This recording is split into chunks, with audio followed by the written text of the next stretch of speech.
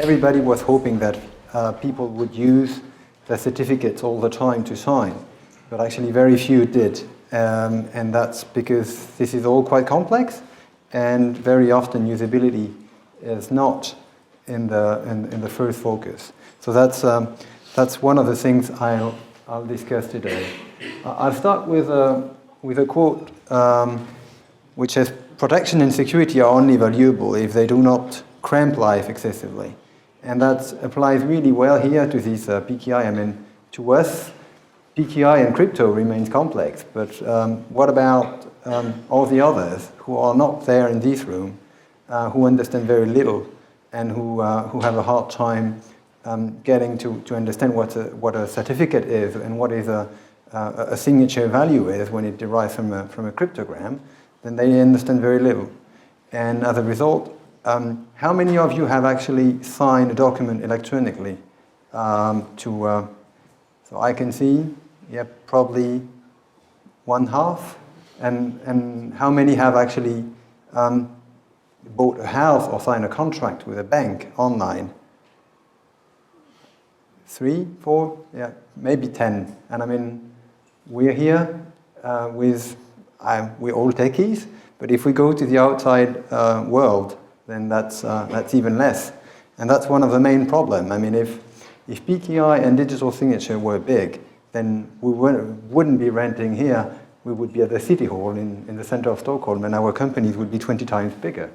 And that's not the case. We're not a Facebook, a Google, or anything like that. We're all much smaller organizations because it never picked up. It never picked up to the extent that it could have. So here in this presentation, before introducing the eIDAS topic, I'll discuss about signatures and e-signatures. So the challenges, the drivers, how the market is at the moment, and I'll introduce eIDAS and why did this beast actually come in the European Union, and see how a possible use case for signing documents online or signing data online. So let's start with e-signatures. So many banks or e-government have digitalization on their agenda. So in most cases, when you start your experience online, then you have the My Area. So what do you do typically? So you start your browser and you go to the My Area part. You enter some credential, the username, password. You have access to certain documents, and then you will agree with a solution provider on the content that you want to commit to. And in most cases nowadays, I mean even now, then you have to get back offline. So you print that document, and then you send it using standard means, which is very often post. So after you open a bank account, even if you want to open a savings account, then very few banks offer the possibility to have this made electronically, even though you have been identified beforehand, and you could be doing that. Why is that? So you reach a dead end, and you have only to accept terms and conditions as you do, for instance, with most merchants.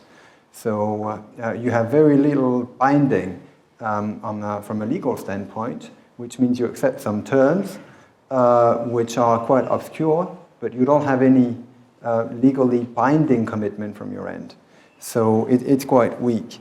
So the end-to-end digital journey is not much longer, but you can actually act upon it, act upon a transaction or a document, and digitalize the experience end-to-end. So from the point where you actually have your document you created, you would approve it, and you commit to it with a digital signature. And that allows you to actually immediately act upon it as if you would have the person in front of you face to face. And that happens really very little. So summarizing the main driver for e-signatures or digital signatures. So basically, one of the main drivers we see with banks or e-government is they want to digitalize a process end-to-end. in order to save costs and in order to actually be able to offer a more compelling user experience to their customers. So gain time, save cost, do not go using regular mail, and offer a streamlined experience to their users. And one of the things which is of extreme importance online is if you have a certain level of trust, it needs to be as secure and as binding as in the legacy world with offline processes. And the only instrument at this moment which allows you to actually reach this level is the qualified electronic signatures, which from a legal standpoint is equivalent to a handwritten one. Another aspect which banks have to comply against is non-repudiation. And that's, we'll touch upon that later. It's a broad term which is very easy to define but very hard to demonstrate. And some other drivers around e-signatures is security. Many banks and government online have started introducing 2FA, and 2FA is great and it increased security tremendously, but it has some quite a few shortcomings in the sense that it is not legally binding. It doesn't allow you to actually keep your data, to have some integrity on the data that you commit to. And it is very difficult to implement in a way that allow you to leverage existing technology, such as smart cards and others. So it's difficult to plug it into it. And the industry has actually, the industry that actually sells 2FA, I mean, it's relatively simple technology compared with PKI, but it has a significant market share at the moment, which PKI never managed to grasp. So now let's get back to signatures in general. When you sign in, I mean, if we conduct a transaction and we set up an agreement, the signature is the result of that. It's a formal way to commit. It's a kind of ceremony.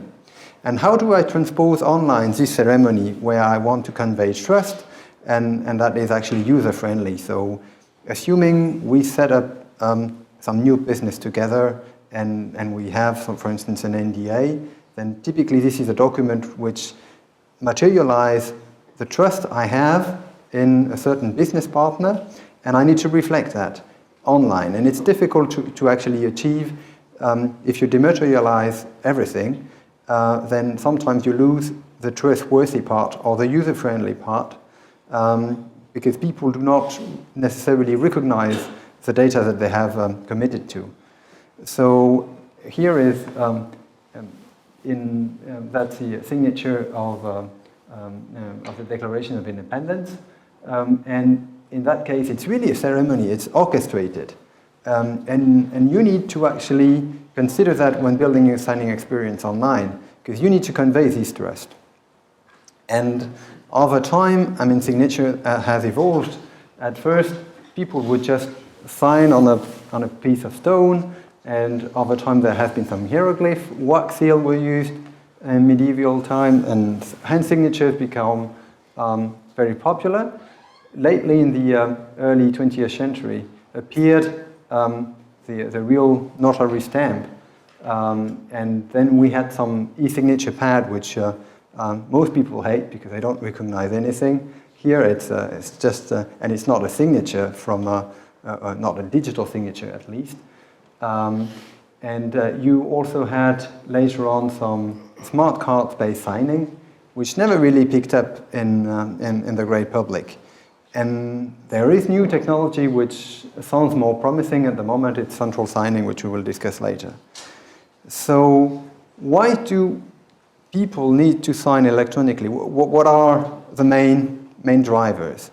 So the first is, if you go online, then you have threats and you have a lack of commitment from your organization. So basically, banks really need e-signatures at the moment for different reasons. First is compliance. Then there are a bunch of regulators who want you to demonstrate non-repudiation. So the European Central Bank came with this concept of non-repudiation of emission and non-repudiation of origin. So many actually impose that people, for their e-banking experience, do not only have authentication, but it needs to be context-specific, like the Singapore Monetary Authority, the so-called MAS, or in Hong Kong also, it's mandated to actually use context-based authentication and not a generic authentication as it was before. The second driver is probably the cost part, because if you have your bank online, then it needs to be paperless. So you need to digitalize and offer an end-to-end process. Another part is security. Well, strong authentication is known for not being able to resist man-in-the-middle attacks. So most man-in-the-middle attacks, if you have a 2FA tokens, I mean, you're very vulnerable. So you need to have a stronger way to authenticate your user in a specific context. And last but not least, you have some rapid technology switch, including which something actually killed smart cards online almost instantly. I mean, this is the end of the Java applets. So Java applets can no longer be used, so it's very difficult as part of a browsing experience to connect a smart card to your device. Because if you used applets before, then the fact that they are being phased out by most browsers, including Chrome, Mozilla, and the others, make it very, very, very difficult for you to use a smart card. In addition, the number of devices that actually come with an embedded smart card is very low. So, I mean, if I take this device or that device, none of them can actually support smart card natively. So it's very costly to actually both push a smart card and support a smart card for a user. So you end up very easily with $20 per user, which is a lot of money for an e-signature method, especially considering that you have already spent probably $10 for the authentication part before. So why not leverage that? I have two slides here on non-repudiation, which where we differentiate two things. Well, it's not me, it's actually the European Central Bank, which the non-repudiation of origin is a link to actually say, I did that transaction. And the non-repudiation of emission binds that to a certain data set. So not only did I do a transaction at that time, but that transaction was, I sent 50 euro to Thomas and not 50 euro to Magnus or Admir. And the possibility to actually demonstrate that lies actually in different environments. So first, a bank would need to demonstrate that actually I authenticated Thomas, that he has visualized a transaction and not something else, that I have received and executed that operation on his behalf, and that I can actually provide the logs and tamper-evident logs to actually demonstrate that this effectively happened at this point in time, and that Thomas was effectively behind his PC. And that's, in a nutshell, so as defined in an RFC, non-repudiation is a service providing protection against false denial of involvement in a given communication. And that's critical to make e-signatures a success. And that's what our founders created in the what you see, what you sign term. So this concept is still a bit untouched because it's difficult to actually achieve this level and be able to prove to someone that what he has actually signed is what he had seen on the screen, that there has not been any malware that has modified it. So that's what I said with my example earlier.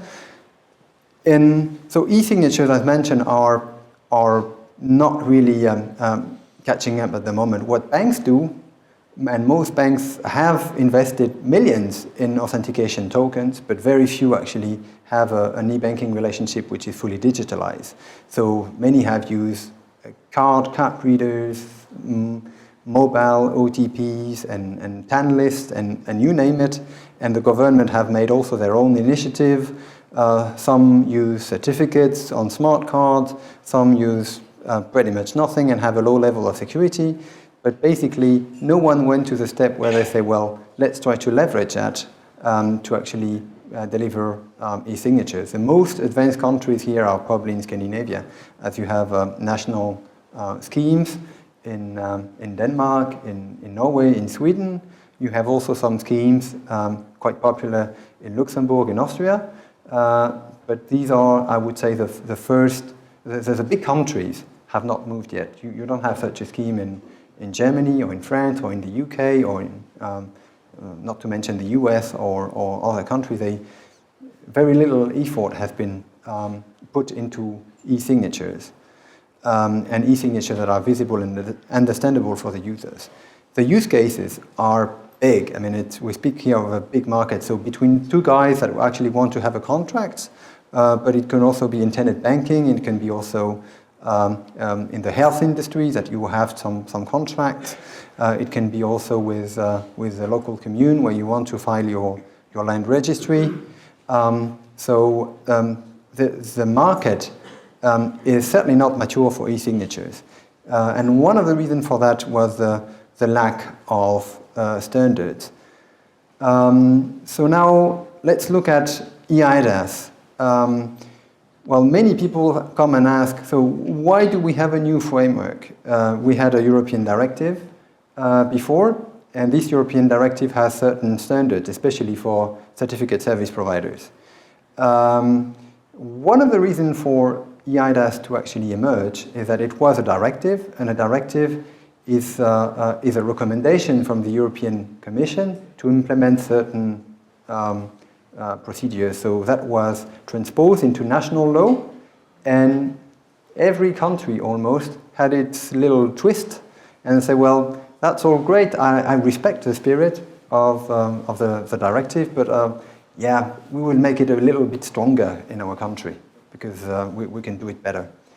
And at the end, it's really counterproductive because what's recognized as secure in one country is not recognized as secure in another country. While if I print and have a contract, I print it out, I sign, Thomas signs, we're in two different countries, and it's not even questioned whether this paper is valid or not. So it should be the same in an electronic way. So that's why the European Commission started and said, well, we will do some new, a new legal framework that allow us to have this same level, even though many countries have a different understanding. So they came with this eIDAS regulation that actually repeals the directive, meaning that the directive is no longer valid. And the regulation has been implemented in July. It's effective now, and that's a framework that you need to use. In addition, with repealing the directive, they also came up with additional standards to regulate in other areas. So, but the main parts are eIDAS means eID plus authentication and signatures. So they merged these two environments, while the first version of the directive was more oriented towards certificate issuance. Stuff like stamping, validation, or signatures was very poorly regulated. All the regulation was very smart card centric, and that has changed.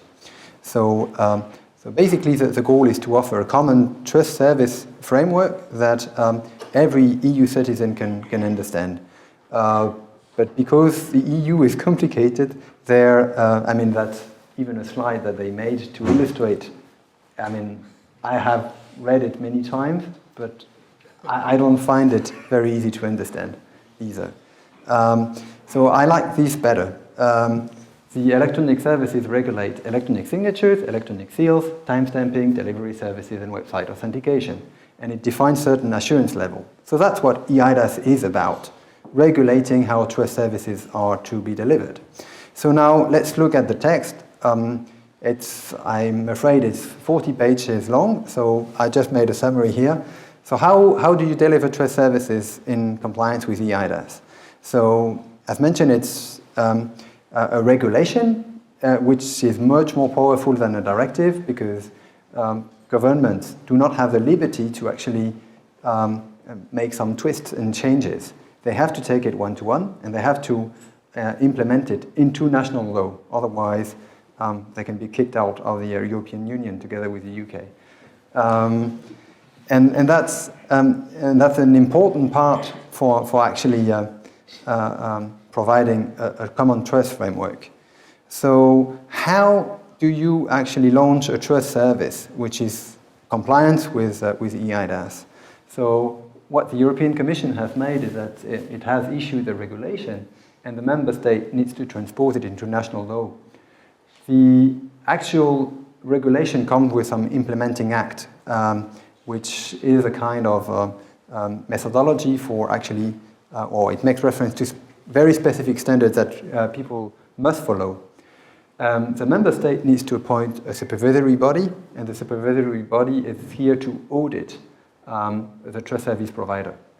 And the trust service provider then provides services to citizens, and at the end of the process, when the conformity assessment body says, yes, the signing service you provide are qualified, then you can put you actually become part of the trust list. So, and they have used this mark which people can use to actually make sure that everybody anywhere in the European Union can recognize that as a mark of trust on the EU level. So now, how do I deliver e-signatures? I can still continue to use smart cards if I want to, but there are other techniques that actually can be more user-friendly and that can bring better usability. And one of the standards which Cryptomathic has been working on for quite some time is the idea of having central signing. And central signing is basically you safe deposit your key in a secure environment, which is an HSM, and you keep sole control over your key using two-factor authentication techniques. So it has the advantage that you don't need to carry around your smart card. You safe deposit it in a secure environment, as you do it actually for your cash. Because when you have a bank, then typically you own a certain amount of money, but the administration is delegated to the bank. So we actually do the same, not with cash, but with your private key, because it's very difficult to keep a private key secure because you're not a security expert. So this was transposed in some requirements on the signature generation service provider side, which is this standard 419241, which has actually emerged. So that's that for the signing part. The identification of the user hasn't changed dramatically. There has been new standards written, but it hasn't changed really the way people are identified. So on the certificate service issuance part, so with a CSP, then the standard is 319411-2, which is very much like the older one.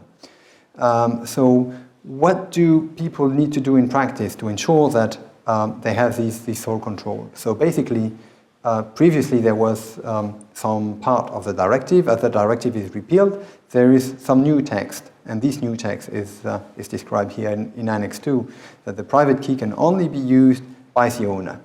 So that's to summarize it. So how do you do that actually in practice? You do that with having a so-called SIG component that speaks to a remote signature server. So you will establish a secure communication channel which starts from the client and which would terminate inside the HSM. So this is what we'll describe later. And you would actually authenticate that signatory using some so-called signature activation data, which would make a link to the user, to the document that he is about to sign, and that user has a key identifier to make sure that I sign with a certain policy, because you can sign with potentially different policies depending on the assurance level that you want to provide. So as part of this entire ecosystem, some new standards, and out of the standards that I will refer to, then not all of them has been enforced on the European Commission level, because the implementing act to actually regulate this is still not published. But as the regulation is out, you can already start issuing qualified electronic signatures based on central signing. So looking at 419241, that's what I was explaining earlier. So you will have a component which is on the browser side, which would actually have a direct communication channel and inside the temporary evident environment. And I know here there are HSM providers like UTMACO and Thales here in the room that would provide such HSMs that allow you to actually execute in a temporary evident environment some firmware extension. So to make it short, for those of you who are a bit technical, then PKCS E11 is not enough to actually have this secure communication channel. You need to have some part which is executed inside the environment to ensure that an attacker that would even have access to the server would not be able to see the data that you sign and would not be able to pretend that the signature authentication data was approved and validated. So in fact, you unlock your key with your secure authentication data based on credentials that you possess. So I think that might become a little bit technical, but in regards to authentication, one of the nice things with a new regulation is that you can leverage existing authentication techniques, which means the cost of deployment can be reduced dramatically. I mentioned earlier that if you deploy smart cards just for the cost of hardware and provisioning that hardware to the user, you very often are in the 20 euro area for qualified. And here with central signing, you fall to maybe a few euros per user. And you can reuse the authentication technique which he has. So from a user experience perspective, it doesn't change much. So he has a possibility to visualize, and he would approve a document using the token that he has been using all the time. So which means you can use your existing probably SAML-compatible identity provider to provide a SAML assertion to first log in and then to authorize some authentication data. And that comes very handy because it's an ecosystem where you change the environment not so much, and the user experience is also well accepted because it's based on what he has been doing all the time. What he has in addition is a legally binding signature method. So let's look at now how Cryptomathic implemented it in the solution. So you typically have your domains here with an e-business application provider, a user, and your trust party. And as mentioned, you have your PKI in the background. It's almost invisible to the user. So you safe deposit your key and you approve it using two-factor authentication technique. So in essence, you have in your trust center, you add some new stuff. So this is stuff you have already. You have your HEB CA, you have your application provider with a web server, and you have a user who would connect using different methods. Should it be with a browser, with an app, or with a native application running on his PC or Mac? And that's, we offer different integration mechanisms for these different environments. So should it be with a browser app, a mobile app, or a desktop? In addition, we provide a so-called what you see is what you sign server. What it does is that as input, you get some data to be signed, and as output, then you have your signed data. So the way it works is that you start your experience from your application provider, and when you reach a point when you want to commit to certain data, then some JavaScript library started, which allow you to actually have a so-called what you see is what you sign client, where you can visualize your data and transact with that. So from a workflow perspective, then it allows you to have the so-called certificate on the fly if you want to, which can be either a short-term certificate or a long-term one. So you have your eGBCA running in the background, and the user would log in, and instantly, assuming he has been identified previously, then the credentials are pushed, and a certificate request is raised, pushed to the eGBCA, certificate gets back, and is ready to be used. And it's actually used in the signing process, which I have shown here. It's very, very small, and I guess you can't really read it, but typically, you start with your driving application, that's the DA here. You have the data that you actually need to sign to actually be able to sign a little later. And in this process, and this protocol allow you to have what we call a loop of trust between three components. So assuming you have, you need to start your loop of trust somewhere, and that somewhere is typically when you upload or when the application provider would prepare a document. What does the application provider want to ensure? He wants to ensure that the user has actually visualized the transaction before committing to it. And he also wants to ensure that all the provisions of the European eIDAS regulation have been met, that this sole control channel that I mentioned earlier is actually reached. So to actually do that, then the Visible server would start to render the document, present the document to the user, and initiate the signature workflow with the HSM. So the HSM here is the signer, because it's the part that actually controls it. So in a nutshell, you ensure that the data to be signed is effectively visualized by the user and approved by that user using means under his sole control. And you could also provide an extensive audit trail to ensure non-repudiation of origin, because you have the user, and of emission, and which actually leverages two-factor authentication techniques. And at the same time, with this ecosystem, then you're also able to mitigate attacks. So man-in-the-middle attacks, man-in-the-browser attacks, and reverse engineering attacks to ensure that you have your user authenticated. So as input, data to be signed. As output, signed data. The rest of the user experience remains unchanged. So that's it. I wanted to also potentially show you how it works in a real-life demo. If you, I think I'm probably a bit over time, but so here we emulated a so-called crypto bank website who wants to actually digitalize a banking experience. And I authenticate here using a new authentication technique, which we call here unique PICs, which uses the pattern noise of your camera device. So we have 3 image processing techniques used to do that. So here I authenticate with my phone, which has been previously registered. I capture that frame. That frame is analyzed. We extract the pattern noise, compare it with a reference one, and I have a proof of possession of my device. And I can actually go and sign documents. So here I go in a signing platform, and I see here that I have multiple documents that would be ready to be signed. I click on View and Sign, and I start here what you see is what you sign client, which renders a document so I can see and browse for different pages. I do not use a standard Adobe reader or any reader provided by the browser, because this one cannot be trusted. I click here and I look at the content. First page, second page, oh yes, certificate of partnership with PrimeKey, that's all great.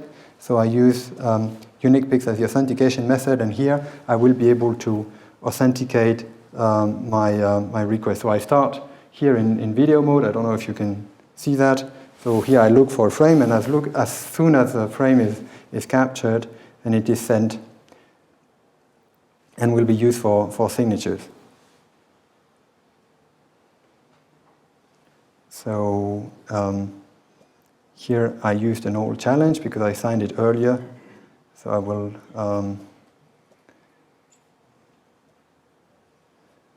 oopsie, I need to start it again. But typically I have my authentication data already inside the app. So I will start again. Click, it starts, and I can sign my document, which was here. because I have some timeout as well. And one of the nice things here is that you actually take a picture of what the user has seen.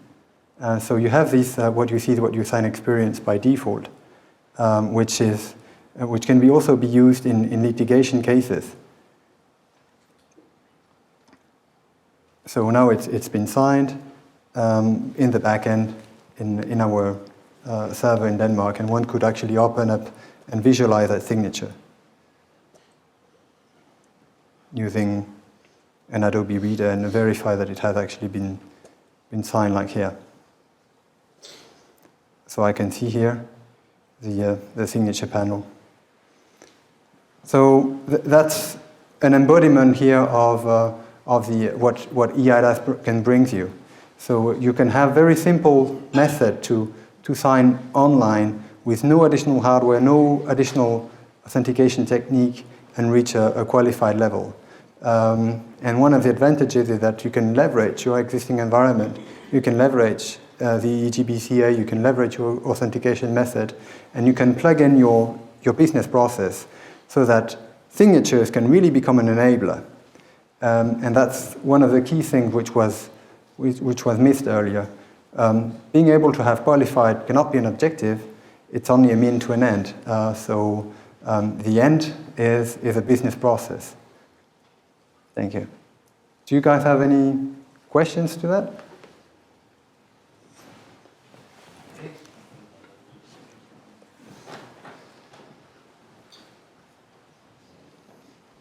Have you given any thought to how to sign a paper document, electronically sign something that had been printed on paper and electronically upload it and get that signed?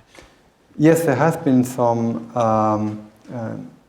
I mean, e-signatures will not replace traditional signatures, and you need to have an organization that can actually live with both environments. So you have some actually work also on ETSI and CN standards to be able to scan and sign and transpose a signature.